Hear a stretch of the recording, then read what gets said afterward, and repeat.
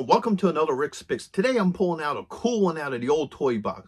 I'm going to be doing my review of Jake Rockwell from the Centurions.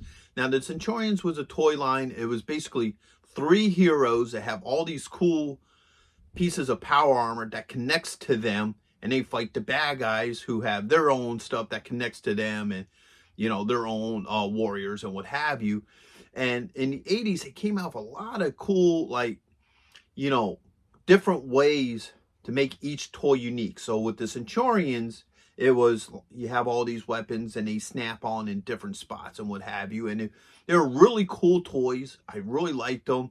They were fun to play with as a kid. And now they're just neat to look at as an adult collector. So what I'm going to do is I'm going to look at the figure first. Then I'm going to go over all his accessories. And then I'm going to give you my thoughts on him. And just remember, if you do like this video, I also did a video on his power suit, Wild Weasel. So go ahead and check that one out too. So without any further ado, let's get to the review. So here we have Jake Rockwell. Now he has always been my favorite of the 3 Centurions. Just because I liked his whole look. I liked him as a character in the cartoon. And he is the ground forces. So all of his vehicles, for the most part, are based off of ground assaults, except for his one, which is Hornet, which was actually a helicopter. But for the most part, he is the ground assault unit. So let's give him the rotation. All right. As you notice, he has all these little holes all over him, and that's by design. So all the different weapon and gear can just hook up onto him. All right. Got the back, this side, and then here. All right. He does have a couple points of articulation. So the head goes back and forth, and it's on a swivel. All right. You have a shoulder joint, an elbow joint. All right. Then you have a thigh joint and a knee joint. All right. So there we go. He does come with a bunch of accessories. All right. He comes with a helmet. All right. He comes with a double barrel cannon. All right. Now it has 2 pegs, this peg and this peg, which will allow you to hook it onto different spots on the figure. All right. He has like this radar piece here. This part moves back and forth. And then you have your peg right here. All right. You have this almost minigun style cannon, which is a 4-barrel cannon. And you have a hookup right there. He comes with a backpack. All right. Which has a couple connecting spots and a connecting spot here. And I'll get more into why this particular part is different than the other connecting holes. And last but not least, he has his iconic rocket launcher. All right, so it has a peg here and 3 pegs here. And that also comes with a missile. All right. Hey, are you going to be in the Philadelphia area between September 9th and 10th? If so, check out RetroCon.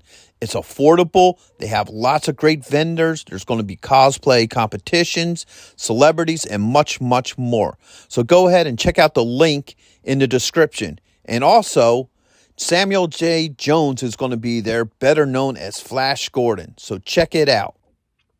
All right, so let's start putting all these things on him. Now, obviously, the helmet just fits nicely on his head. No issues there. All right, now the neat thing is they do have a basic setup on how to set them up, but any of these weapons can go anywhere on him. For example, minigun could sit here. This can also go up here on the shoulder. For what reason, you can put it on his leg. So, you know, there's all sorts of different options, however you want him to be. Now, traditionally, this usually sits on the side here. All right. Now, he has his backpack, and this sits nicely on there, and it just clips on. This radio piece can go anywhere. I usually just put it here, so it's out of the way. All right.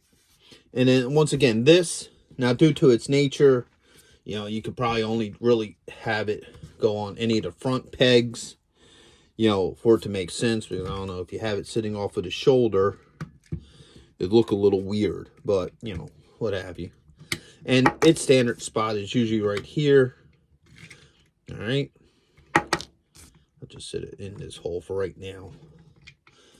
All right. Now you got the missile launcher. Now, the missile launcher is kind of cool, okay? So you pop your missile in here. All right. You got this button here, which allows you to fire it. Okay. But now here's the other neat thing to it. There's a port, but that goes from here to the pack. Okay, so it goes through the figure, and it allows you to do different things. So, for example, if you have this on here, let's take this, and you put it in this dark green hole here. Oops. Okay, that ain't cooperating today, so we're going to use this one. This one's a little bit tighter. All right, so you pop that on there, and now you can make your cannon spin. Like I said, it's traditionally the minigun here, because that's why it's a minigun, but it's been used so much, you know, put in, put out, that, you know, it's just hard to get it to, there we go. See, it just don't want to stay, just because it's been used so much over the years. All right, now the other neat thing to this, all right, is your rocket launcher. So it has this peg here. When you put your missile in, okay, whoops, I guess I'm going to have to go find that real quick. All right, so now after successfully rescuing the missile, all right, I'm going to take this piece, I'm going to put it right here. All right, and now we're going to put the missile on here. Now this is the cool thing, all right? So now you can actually use this and spin it, and it actually fires the missile, which is kind of cool. So that was one of the really neat things about these particular figures, is that there was just so many different things you could do with these guys, you know, that just made them cool and fun to play with. Plus, they're just neat looking. They have like a sense of presence that's like really cool, and I really love these toys. So with all that being said, I hope you liked this review. If you did, go ahead and check out some of my other videos. I do have a Centurion playlist. And if you really like the videos, hit that subscribe button. You know, it's a small click for you, but it means a lot to me. And if you want to see more, hit the notification bell.